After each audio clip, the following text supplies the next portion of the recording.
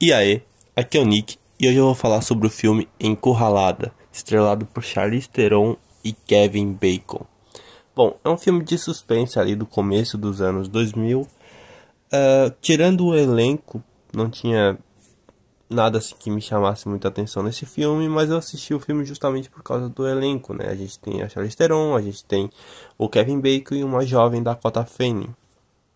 Esse vídeo aqui ele vai ser sem spoilers, então pra você que ainda não assistiu o filme, pode ficar tranquilo, pode assistir esse vídeo de boa. E pra você que já assistiu, eu acredito que eu vou conseguir explicar direitinho o que eu acho do filme, mesmo sem ter que falar dos pontos principais. Então você vai conseguir saber, pelo que eu tô falando, o que eu gostei e o que eu não gostei no filme. Por que eu tô dizendo isso? Bom, porque no geral eu acho que é um filme bem mediano. Ele tem pontos que eu acho positivos e tem alguns pontos que eu acho bem negativos.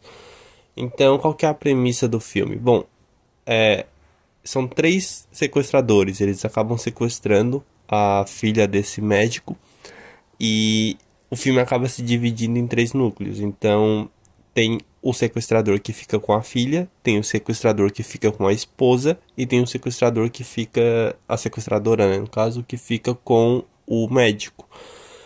No caso, os protagonistas são a Charlize Theron, que é a esposa desse médico, e o Kevin Bacon, que é o sequestrador, né, o sequestrador principal.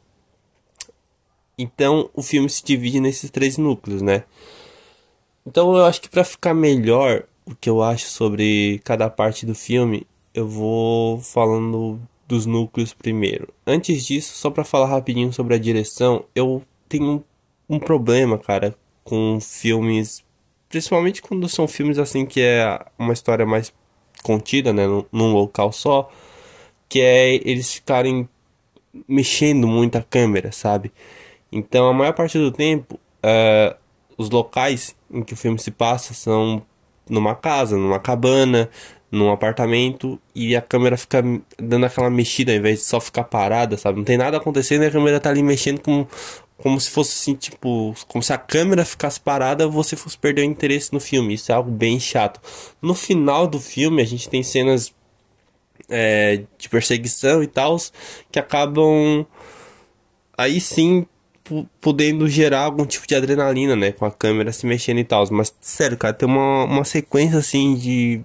Como é que eu posso falar? De batidas de veículos no final, que tem tantos cortes, mano. É sério, é tipo assim, uns 10 cortes por segundo, tá ligado? De 300 câmeras diferentes, sabe? Isso é um ponto muito negativo nesse filme e foi de longe a coisa que mais me incomodou. Então vamos falar sobre o núcleo, né, e sobre o roteiro do filme. O roteiro do filme é simplório, tem esse sequestro que aparentemente os bandidos acham que é perfeito, mas que obviamente tem lacunas, né, que obviamente as pessoas não vão simplesmente seguir os passos do cara, vão o tempo todo tentar achar alguma forma de se salvarem e eles precisam tentar contornar essa situação, né. Então a gente tem os dois núcleos secundários, que são o do médico com a esposa do sequestrador, né, no caso do personagem do Kevin Bacon, e a gente tem o núcleo do Marvin com a garotinha, que é o outro sequestrador com a filha do médico, né? Toda essa parte em que eles ficam na cabana, o Marvin e a garotinha, não é muito bem explorada. A Dakota Fanning, ela segura essas partes, né? Porque ela é uma criança, então ela tá indefesa, então você fica ali, quando mostra essas cenas, você fica com medo pelo que pode acontecer com ela, né?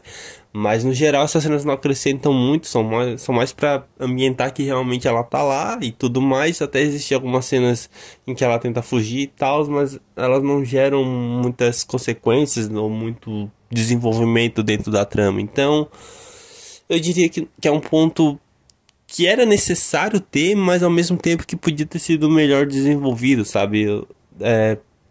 Sei lá, ficou meio aquém essas partes. Mas tudo bem. Aí a gente tem o núcleo do apartamento, que é o médico e a esposa do sequestrador, que até é legal em alguns momentos, mas também sofre esse problema de desenvolvimento. Tipo assim, a esposa do sequestrador, ela é uma personagem pra mim que ela só existe porque o roteiro precisava de uma facilitação ali no final, então ela tá ali, sabe? Porque se não fosse por isso, eu creio que ela não faz muita diferença assim no filme. Até tem uma questão ali que envolve o corpo dela, né? Eu não vou spoiler aqui, mas que envolve o corpo dela, que podia ter sido mais bem desenvolvido no filme. Eles podiam ter dado mais atenção a isso, mas infelizmente é feito de uma forma muito rasa. Existem até algumas coisas que ficam... Existe uma explicação, mas aquela explicação não te convence 100%. Você fica tipo, tá, será que foi bem assim? O que será exatamente que aconteceu? Então tem algumas partes que não são exatamente bem explicadas, ou se são explicadas, fica aquela sensação de tipo, não me parece, sabe, não me parece muito, como é que eu posso dizer? Não me parece muito conveniente, talvez, ou algo assim nesse sentido. Então, essas partes até são legais. Por mais que, tipo assim, elas não desenvolvam muito a história, né? Certo, em alguns momentos, no geral elas são umas ceninhas assim que são, sabe, só pra meio que encher linguiça, meio que pra dizer, ó, também tá acontecendo isso aqui enquanto acontece a trama principal, que seria a do Kevin Bacon com a Charlize Theron na casa, né? Essa sim é a parte que move o filme, é a parte interessante. Tem esse cara que ele tá o tempo todo dizendo que tem esse plano, que eles têm que esperar até chegar de manhã. Ao mesmo tempo ele fica o tempo todo querendo chegar na Charlize Theron, querendo se aproveitar da situação, né? Então cria uma dinâmica em que os dois atores precisam entregar dois tipos de atuação e eles fazem isso muito bem, né? O Kevin Bacon, eu gosto muito desse ator, eu gosto muito quando ele faz vilões, né? Como no X-Men primeira classe, no Homem Sem Sombra. Então assim, ele é um ator que ele consegue passar assim, essa vibe de um cara psicótico, sabe? De um cara que pode fazer uma merda a qualquer momento. Então ele manda muito bem aqui e é um dos pontos altos do filme, né? Eu diria que o ponto mais alto do filme é a Charlize Theron. Ela transita muito bem entre essa mulher que ao mesmo tempo tá vulnerável, também é uma mulher que é muito corajosa para proteger a sua filha, né? Para poder ajudar a sua filha e resgatar ela. Então ela consegue ter essa nuance de partir de um ponto da personagem até chegar a outro, que é bem interessante. Ela é uma boa atriz, ela já provou isso várias vezes, mas é mais um papel que ressalta isso, né? No mais, não tem nenhuma cena assim no filme que fala assim, tipo, vamos fazer essa cena aqui pra mostrar como ela é uma boa atriz. Não, mas ela consegue, através do roteiro, sabe, criar esses aspectos pra personagem, ela própria. Então é um mérito mais da atriz do que do roteiro, sabe? Por mais que o roteiro dê esses pontapés, ela é quem preenche tudo pra ficar crível, né, no filme. Então, ela é com certeza o ponto alto do filme. E as melhores cenas são as que estão acontecendo dentro da casa. Tem a vizinha que chega, né, e aí ela não sabe que tá acontecendo sequestro, obviamente. Então, tipo, cria toda uma dinâmica ali. Tem a cena em que eles vão ir pra cama, que também tem uma dinâmica interessante. Então, acontecem coisas nesses momentos que são bem legais, mas que também não fogem muito do que você poderia prever no que iria acontecer nessas situações, né? No geral, todas essas partes são previsíveis, mas é legal a forma como os atores trabalham, né? Então, se você gosta desses atores, você com certeza vai gostar desses momentos. Nessa parte eu acho bem legal. E aí a gente tem o final do filme, que ao mesmo tempo que é previsível, ao mesmo tempo que é clichê, mas isso não é necessariamente um problema, mas é a forma como é feita. E principalmente o problema assim que pra mim é terrível, que é o da direção, de 300 cortes, nossa, cara, eu acho terrível a montagem desse terceiro ato do filme.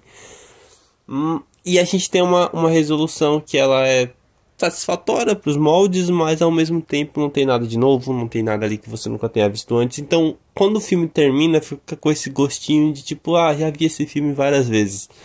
Por mais que no meio do caminho tenha algumas coisas legais, mas ele não é um filme que se arrisca muito, não foge muito para muitos lugares, né? A parte interessante é que por boa parte do filme você pensa que tem a ver com dinheiro, né? Todo o sequestro. E por mais que o dinheiro seja um fator, também tem algumas outras questões ali em jogo, o que são bem legais, mas apesar de criar umas dinâmicas de virada no final, não são tão bem trabalhados assim, o que de novo deixa com gosto de que ficou faltando, ou que ficou faltando alguma coisa, ou que foi feito de forma mediana, sem muito cuidado, o que faz você ficar meio assim, né? Então, no geral, esse é um filme que eu recomendaria com ressalvas. Eu recomendo mais por quem é fã desses atores, ir assistir o filme do que pela história em si, ou pelo suspense, ou pela, ou mesmo pelo perigo, né, que as situações possam ser envolvidas, porque tem filmes que você vai ver e o que faz aquele filme ser legal é a forma como os perigos são construídos e como eles são resolvidos, né? Esse filme aqui não é exatamente isso, é mais mesmo pelos atores do que por qualquer outra coisa